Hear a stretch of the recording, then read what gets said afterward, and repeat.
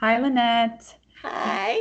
The thing that we record these sessions, I think it'll be really beneficial. So I had a question about a client with autism Okay, who, wait. First, I want to say something. So, you know why I suggested we record these is because the most useful thing I do is answer questions. Even on the autism channel, when I do the question and answer letters to Lynette thing, the most beneficial to all family members thing I do is not just share my viewpoints, but answer a specific question about a specific child so they can sort of plug in their mind. Oh, I see. That's like Johnny. So even though we're not all, I don't have makeup on, and right, I think just being very, my son's sitting here watching. I think being very real is going to be super useful for everybody. So thank you for being on that with me. 100%. Okay. Sorry, go ahead. No. So he is 5 years old. We've been speaking about him a few times, and we're not doing neurofeedback at the moment. We're doing play therapy, which is still relatively new to me on a one-on-one basis. So you're guiding me with all this. Um, So the main question we're having right now is that we're trying to teach the mom how to play in a responsive and feedback biological way with her son. But we keep coming back to the whole traditional games of the puzzles and putting the letters in Right. the shapes. And she still considers that playing, although her priority is language. But she sent me a video of them playing for 2 minutes, and not one word was said by the child who can speak. Okay. But So let me describe it because I saw it. mhm, I saw the video. Um, and let's give a little background in that we're talking about autism. It's pretty classically autistic child, young, around 5, right? Boy. And the issue here for many parents is why would I play when they're so behind and they have so much work to do and they have to catch up? And we have to start there because play itself is where language is learned, and it is where social skills happen. And language and social skills are the main challenge in autism. So here you have this young boy who's just full of smiles and adorable. And the mom's got this one of those typical wooden puzzles where you put I think it was letters, wasn't it? A letter board? numbers. Numbers. Okay, so you're putting the numbers in. Oh, that's right. So you're putting the 1 in the 1 spot and the 2 in the 2 spot. And the parents thinking, wow, I really love that he's learning his numbers. And that makes sense, right? We think that that's how we parent. But if your child is classically autistic and their main issue is language and social skills, it's like saying to somebody who has a math problem, let's go write an essay. You're not working on the issue.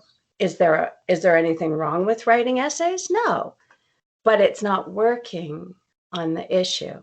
So the first thing you have to help the mom understand is there's nothing wrong with what she did. It was beautiful. It's good for him to learn his numbers. He might even have a depth perception issue, so putting them in place was great. But she is not working on what she thinks she's working on.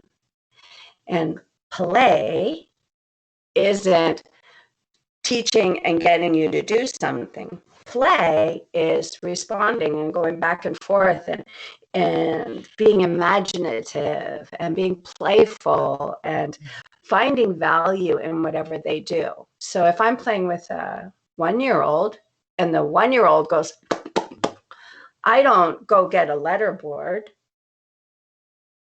right? I'm not going to go get a number board and think I'm helping speech. I might get a number board because it's fun to bang.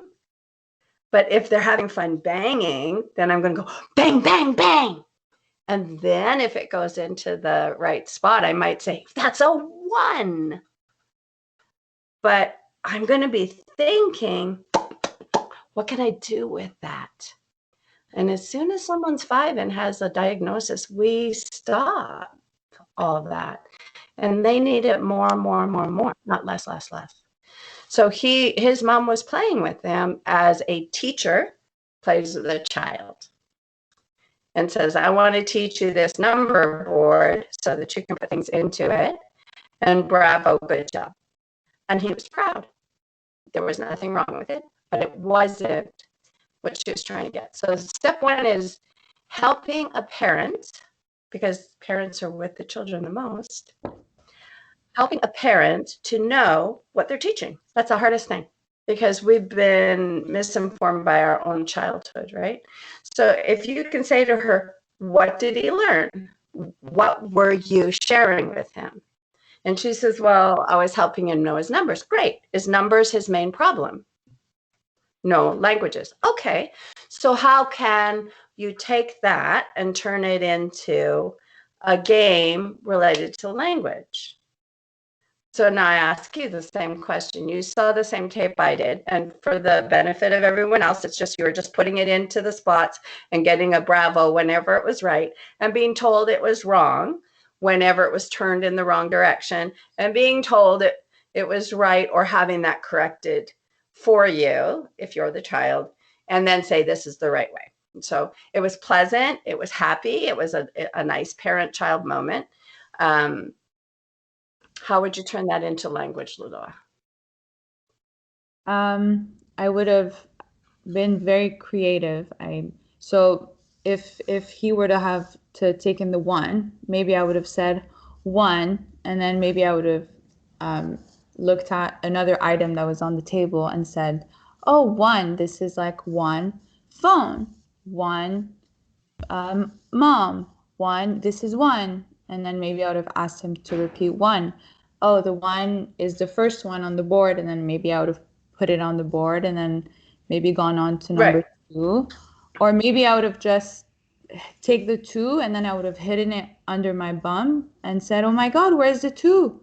And then maybe I would have asked him to say 2, 2. And then whenever he said 2, because I know he likes hide and seek, I would find the 2 again and give it to him. Right. So instead of thinking, let's teach him this whole number board, you're stuck on 1 or 2, whichever one he kind of lights up for, right? You pick one. You turn that into a game, and then you add, when you repeat what I say, it gets more fun, right? So those are the steps. What you first said, the very first one you said with the 1, was teaching generalizing. That's different than teaching language. That's teaching generalizing, which is really important. And in autism, it's a problem. So, but if you know what you're teaching, you can adjust if you want it to be after something else. And you just did that in front of everyone. You told your first example and you heard it wasn't quite good enough. You heard it in your own head, right?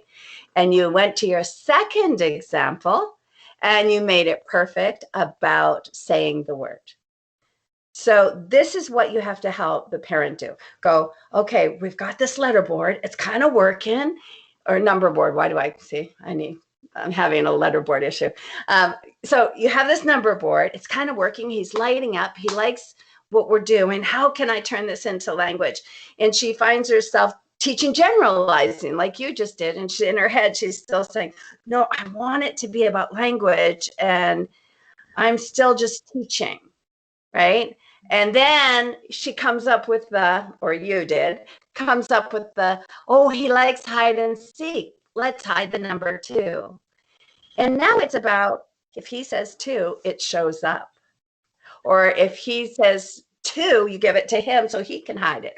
Or if he says 2, and if he just wants it because he's frustrated and he wants to get control of the game, you let him have it.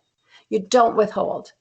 You just grab a 3 and say, okay, you hide 2, and so you keep the game alive with the idea being, let's have so much fun that you want to speak, It's fun to speak, and your mind isn't focused on repeating the word so hard that you worry about it.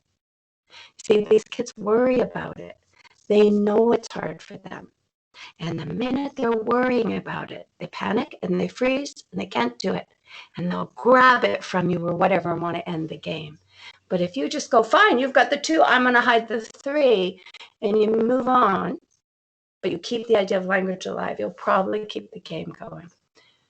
Asking for language to be repeated simply because you're making them do it before they can have the fun thing, it's a very ABA approach, and it's a problem. There's some benefits to it, so you want to keep the benefits. The benefits in ABA is the constant repetition. They will do it and do it and do it and do it and do it. You want that. Find that energy. Ask for it. Play that 2 game until 2 is clear as a bell. But what you don't want to do is signal to the child that speech is just something you do to leave the table and go and stim. And that's a common problem. And that's what that would evolve to if she's just teaching him puzzle stuff. So I do it so I can leave. So you had asked me to ask her what was her purpose in that game. And she said 2 very interesting things. One, her answer to that question was that she wanted to make sure that he would listen to her. And so I don't know what you have to say about that. Mm-hmm. And 2, she said that she was having breakfast and she felt like he was playing too much on his own. So she whipped out the board and then put it on the table. And it was her way of getting him to engage with her when she was in mom mode. So she's not necessarily in friend mode, and she has time to play with him. It's more, she was having breakfast, finishing up. She saw him alone, come here, interact with me. And that's what she came up with. And it was very important to her that he was able to listen and do as he was told. Okay. Well, then that means that was her goal and that she achieved her goal. The real question is her goal going to thwart her ability to get her major goal, which is language, or is her goal helping that ability? So it depends. You need cooperation, right? And you have to parent, and there's disciplining, and there's interfering, and there's trying to fit kids into your life. That's a reality. But in the goal of language, since he has this issue, if he sees, I love my iPad game or something like that, I'm immersed in it, and the only way that I get the freedom to go back to it is by cooperating with you. It's called throwing the parent a bone. I'll go and I'll do it for you. And then you'll let me go back. This is very similar to what I was just talking about. So if you say to the child, you sit, and even if it's language, you repeat this, and then I'll let you go back to your iPad. This, if this, then that, backfires. You'll get skills building that way, but they won't be skills that are used fluidly, and they won't be skills that bond you and help with that social issue. They'll have the opposite effect. It'll be, I have to tolerate other people and follow the rules in order to be me and have my kind of fun. And that's fine when they're little at first, but it's not so fine later when they're teenagers and they start hitting people. So it's not something you want to set up now. You want to set up, instead of if this, then that, you want to set up, we love doing things together. That being said, you're a parent, you're making breakfast. There's going to be times you choose what she chose. And it's no harm if it's not your technique. It's useful. It's good to teach them the number board. Yay, I said number, not letter. It's important, right? But if you don't know what it is you're doing, then you'll accidentally do the wrong thing. So that's why I think that's where you're at with this mom, is really helping her to get very clear. So she was clear. She told you the truth. Yeah. And that's it was really aligned with for games, for her to have, you know, two games in mind, that when she doesn't really want to think, what can she do with him to incite, encourage language, instead of doing the, you know, puzzle cooperation type of game. Choices are fantastic. So she's cooking, and even if he has some words, but even if it's just approximations, it doesn't matter, because choices help you to hear what the approximation was meant for. So she's cooking, and let's say she's making bacon and eggs and croissants. I don't know what they were having, but and she sees that he's immersed over there, and she just wants to break that. So you pick up a croissant and a little piece of croissant, a little piece of bacon, and you say, hey, you want a snack while you're doing that until I've got breakfast ready? And he doesn't really answer, so you get on over there. And but you've introduced it by your, like, you know, your movement. I'll put my arms up here so you can see. You've got the food in your arms, and you've said something, so it's sort of heard your voice. He knows you're cooking, and you come over and you squat down in front of him, and you just say, bacon or croissant? And if he pushes it away, go, oh, no. Just say no. I wouldn't have to walk all the way over here. It's the no game.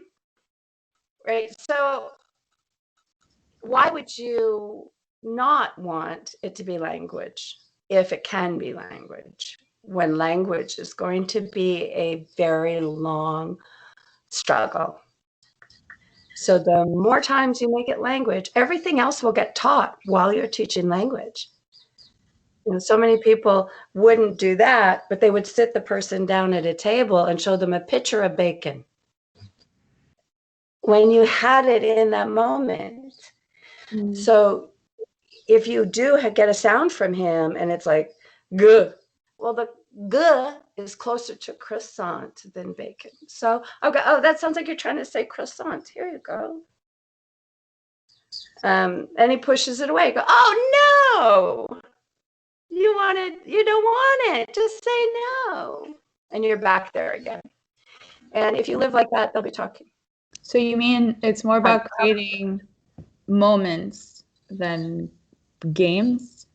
Yeah. I think what he's expecting is you know, games and tasks, or, you know, actionable things that she. Right. And this is the problem with the word play that we're struggling with, right? Because people have a predefined idea of what play is.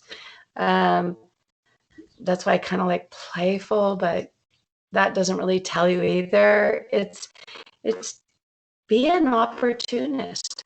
The best parents are opportunists. You know, you go, oh, here's an opportunity to ask for something, and you make opportunities. So yeah, there's not a game that will fix language. In fact, you'll just push the game in their face too much, and they'll hate it, and you'll make it worse. So it's really about thinking my child is like a 1-year-old, and they're just learning to manipulate their mouth, and they're just saying a few things, and we're building from there. They're like a 5-year-old in these other ways, and I want to take this history they have with items and interests and bring it into this 1-year-old problem with language acquisition. And that's for people, right? But it's very doable once you get it. Okay. Just so help her really. You'll probably spend quite a few meetings with her, just helping her go, well, what was I going after there, and how would that help language? How will that hurt language? And just back and forth until she can identify what she's going after. And maybe show her this video, because watching you change from the generalized idea to the specific idea that was language focused was perfect. Yeah. Okay. And I think there was a part of her that and I hope I explained it properly, that she,